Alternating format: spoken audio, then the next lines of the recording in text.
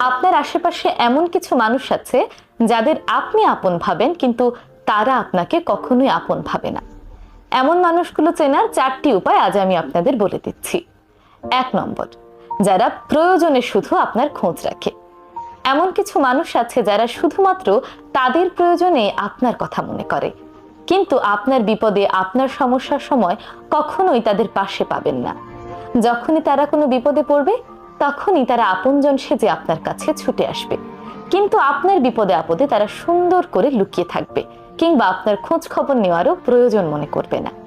এই মানুষগুলো থেকে সাবধান থাকুন। এরা আপনজন হিসেবে আপনার কাছে থাকে ঠিকই, কিন্তু ভেতরে ভেতরে আসলে আপনাকে কখনোই আপন মনে করে না। 2 নম্বর, যারা আপনার সাফল্যে ঈর্ষান্বিত হয়। যেই মানুষগুলো আপনার সাফল্যে খুশি হতে পারে না, বরং ঈর্ষান্বিত হয়, তারা কখনোই আপনাকে আপন ভাবে না। কারণ যারা